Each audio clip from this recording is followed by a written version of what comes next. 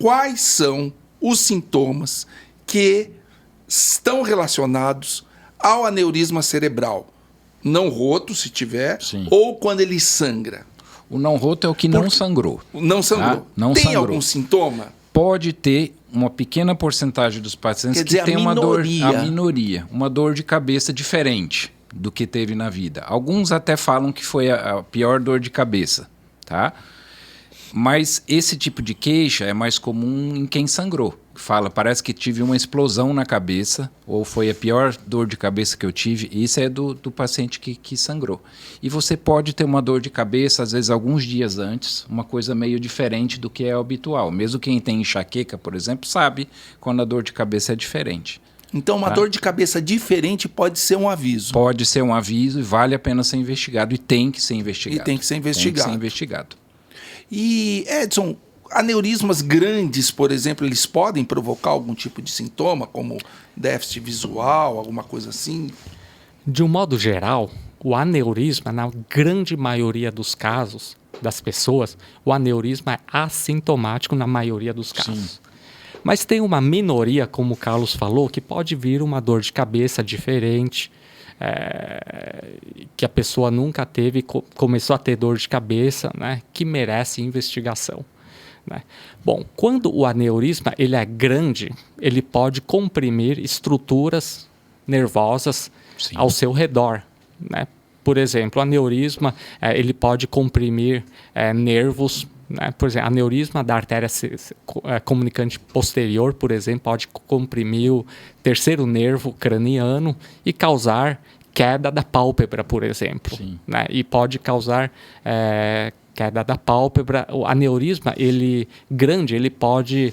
O intracavernoso pode dar dor no rosto, por exemplo. Pode dar dor no rosto, né? Dormência, Quer dizer, dor. Mas isso é muito infrequente, Sim, né? isso é infrequente. Isso já não é frequente. Ele pode comprimir estruturas nervosas que comandam os movimentos do corpo e causar redução da força em algum lado do corpo, por exemplo. Ou de oftálmica pode dar prejuízo da visão. Da visão, diminuição da muitas vezes o paciente tem dificuldade porque ele vai crescendo aos pouquinhos e a pessoa vai se adaptando. Isso, quer dizer, vai se adaptando, e às vezes não percebe. Não percebe. Quando percebe, o nervo já... o nervo já está muito comprimido. É difícil. Agora sim, quando o aneurisma sangra... E é importante a população saber, porque assim, você fala, obviamente se sangra, aí eu vou ter um sintoma que é descarado, mas a gente vê muito... O sintoma mais leve é a dor de cabeça, que é muito forte. Que é muito forte. Mas pode ter convulsão, pode perder a consciência, ter a síncope, que foi já falado num podcast aqui, e pode perder a capacidade de falar, pode ter... falta de força de um lado do corpo, pode entrar em coma. Como que é a dor de cabeça? Então, o paciente fala pra gente que é como se estivesse explodindo. É de uma hora para outra, fala que é a pior que já teve na vida, tá? E é como se fosse uma explosão. Alguns falam que parece que tem um clarão na cabeça na hora, junto com a dor. Tá? Então é um pouquinho variável. Outra coisa... Com uma certa frequência, ela pode ser associada a esforço físico. Isso. Que é um momento em que... com esforço físico, uma atividade física intensa, por exemplo, a pessoa está levantando peso numa musculação, por exemplo, está esforçando muito, que é um momento que a pressão arterial sobe demais. Evacuando, né? Evacuando. Relação sexual. Relação sexual. Relação sexual em que a pressão arterial pode subir, principalmente no momento do orgasmo, a pressão arterial pode subir, pode sangrar o aneurisma. Aliás, tem até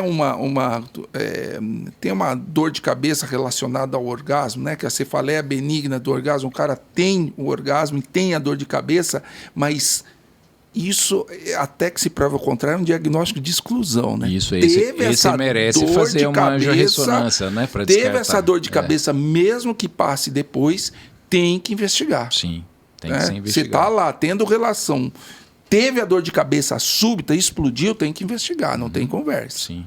Né? Então, a pessoa que sangra o aneurisma, geralmente, a pessoa está fazendo as atividades da vida diária. A pessoa está bem, está no cinema, está trabalhando, a pessoa está em casa cozinhando, cuidando das crianças, ou seja... sem aviso. Sem aviso nenhum, durante as atividades da vida diária, sim. Aí de repente vem uma dor de cabeça de fortíssima intensidade. Algumas pessoas descrevem como trovoada, algumas sim. pessoas descrevem como facada, algumas pessoas descrevem como explosão, como o Carlos falou. Né? Minha cabeça está explodindo. Né? E rapidamente essa dor de cabeça já fica de altíssima intensidade.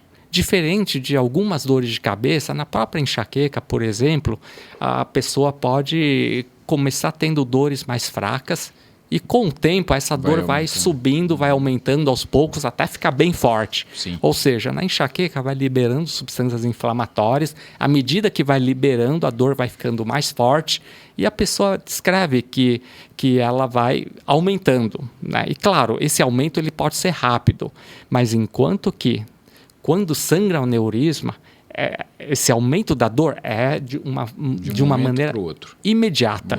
Né? Imediatamente a dor fica forte. A pessoa pode estar assistindo no cinema, por exemplo, ou num show de música, aí de repente vem a dor forte. E quando vem a dor forte, a pessoa, dependendo da quantidade de sangramento, a pessoa, como o Carlos falou, pode desmaiar. A pessoa pode vomitar, ficar confusa. Pode ficar confusa. Né? Depois de algum tempo pode ficar sonolenta, né? De querer dormir só, dor de cabeça e querer dormir. A pessoa pode ter sintomas neurológicos outros. Né?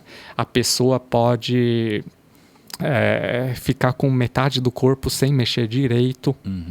Ou seja, esse tipo de dor é uma emergência. Emergência. Tem que ser investigado. Não, tem que ir na hora para o pronto-socorro. Não pode pensar e deitar, pensar que vai parar e tal. E principalmente as que são acompanhadas com perda da consciência. Sim. Né?